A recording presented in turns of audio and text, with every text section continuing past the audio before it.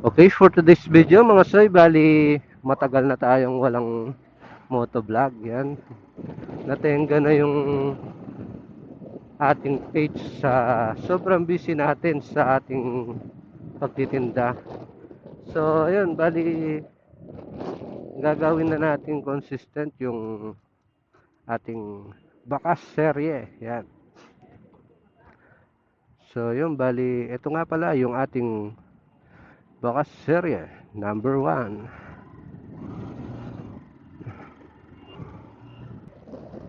So yun, bali maghahanap tayo ng lugar o barangay na mapaglalagyan ng ating ayuda.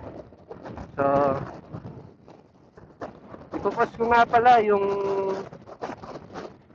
lugar na kung saan natin ilalagay yung ating bakas dito sa page ng ating asawa. Eto, tignan nyo sa taas mga soy. I-follow nyo na para lagi kayong updated sa mga video niya.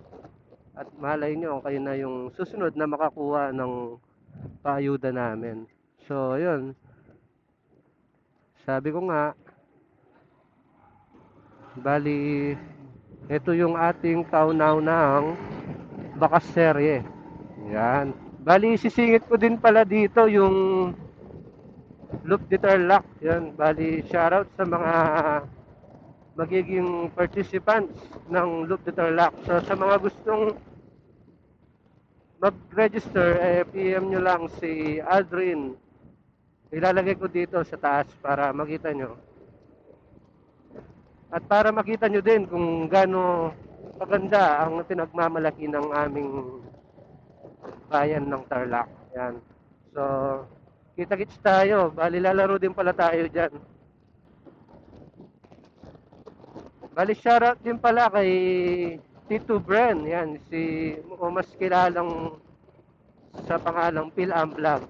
So, thank you very much, Kuya Pilam, sa pag-sponsor sa akin for registration ng Loop de Tarlac. So,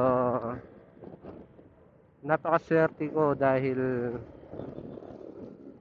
binigyan tayo ng pang-sponsor ni Tito Bren, yan, or si Phil Amblog. So yun, bali nandito na pala tayo sa Barangay Alfonso. Shoutout sa mga followers natin dito. Saan kaya natin nilalagay itong ayuda natin to? Naisip ko kasi na parang mas okay kung bigas yung ibibigay natin kaysa sa pera. Siyempre baka kung pera yung ibigay natin, baka siyempre di naman ako nagja-judge, pero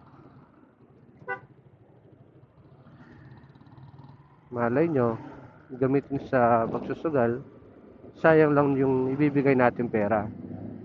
Pero kung bigas, matik, kakainin nila yan. Comment nyo nga sa baba kung saan pwedeng maglagay ulit bukas ng ating bakas serye. So, pipili tayo. Paki-comment lang sa baba para makapagpili tayo ng lugar o barangay na mapaglalagyan ng ating bakas. So, ayan, hintayin ko yung comment nyo mga soy. So, ayun mga soy, nakapili na tayo ng lugar na mapaglalagyan ng ating ayuda. So, kung pamilyar ka sa lugar na ito mga soy, humanda ka na at kunin mo na ang iyong ayuda. So, ayan, dito lang natin ilalagay dito sa party na ito mga soy. So, ipopost ko dun sa page ng asawa ko. Eto, sa taas. I-follow nyo na para makita nyo. Ipopost ko dyan. So yun, bali congrats sa makakakuha ng ating pakaserye. Kita-kits ulit tayo bukas mga soy. Peace out!